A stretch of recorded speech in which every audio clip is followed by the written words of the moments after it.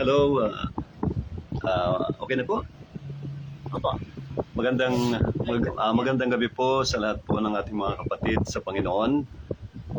Muli narito po kami upang magbahagi muli ng mga salita ng Diyos, yung mga mysteries at mga deep things of God na magiging pagpapala po sa ating buhay spiritual, lalo na po sa mga pastors, mga nangangaral. Magagamit nyo po ito sa inyong mga miyembro, sa inyong mga tupa, upang lalo po silang maging advanced po yung kanilang kaalaman. May mga bagong revelations po ang Lord na napakaganda. Kaya bago lahat babati po yung ating mga kapatid, si Sister Feli, siya po yung may bahay, habang ginagawa po yung ating studio.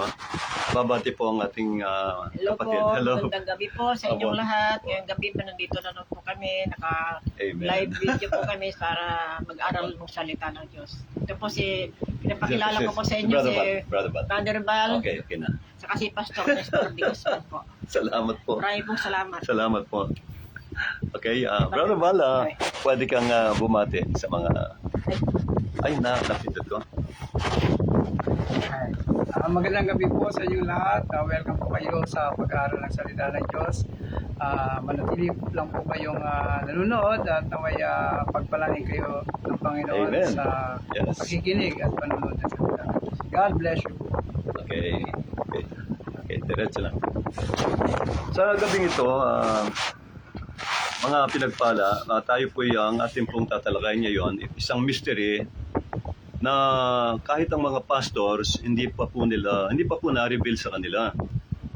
Ang ating topic pong tatalakayin sa gabing ito, nung nakaraan tumalakay tayo ng kaunti sa Godhead at mystery ng Godhead. Ngayon po ang tatalakayin natin yung ating mga mansion sa langit. Our mansions in heaven. Are they literal buildings or spiritual? Yan po ang topic natin. Yung mga mansion natin sa langit, ito ba yung mga literal na building? O literal na mga mansion o bahay? O spiritual? Yan po ang ating tatalakayin. Siguro babasa po tayo ng kaunti dito sa John chapter 14 para po makita natin itong sinabi ng ating Panginoong Jesucristo dito po sa talatang ito, no? Nag-pray na po kami kanina. Actually, niluhod na namin sa Panginoon itong ating Bible sharing. Mga kapatid, mamaya na lang po tayo mag-pray pagkatapos po ng Bible study natin. Okay? Sa conclusion, okay? Tingnan natin ang John chapter 14. Mahalaga po itong message na ito kasi maraming pastors ang nagkakamali po ng interpretation. Alam nyo, sa Bible School, pinag-aaralan po yung Bible interpretation, no? Kaya nga may mga subjects na hermeneutics, iba-ibang ethics, no? Christian ethics, homiletics. Ito pong pag-aaral natin sa mystery ito, makikita natin na napakaganda po nito. Bagong revelation ito na nireveal ng Panginoon sa church. Ito na po, 14, beginning verse 1 up to verse 3. Ganito ang sinasabi ng Panginoong Yesus. Nagsasalita rito si Jesus Christ. Sabi niya, let not your heart be troubled. You believe in God, believe also in me. In my Father's house are many mansions. May binanggit siyang mansions, no? In my Father's house are many mansions. Sabi niya, and if it were not so, I would have told you.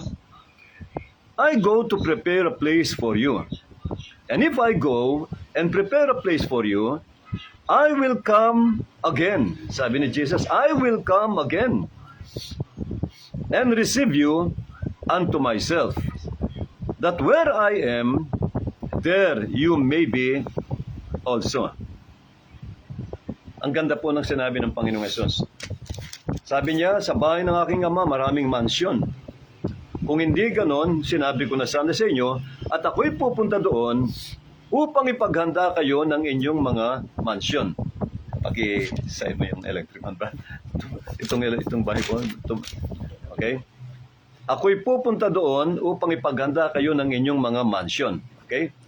At kung naihanda ko na ang inyong mga mansion, sabi ng Lord, ako'y muling babalik upang kayo ay aking kunin.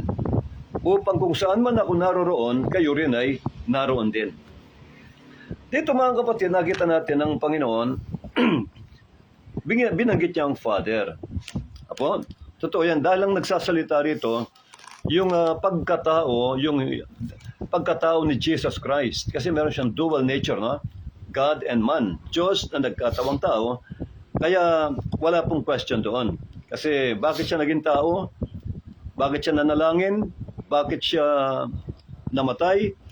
Nasa Bible po ang John 13:15. Binigyan ko kayo ng halimbawa upang inyong tularan. Kaya nga si Jesus nanalangin yung kanyang pagkatao, upang magpakita ng perpektong halimbawa sa mga Kristiyano.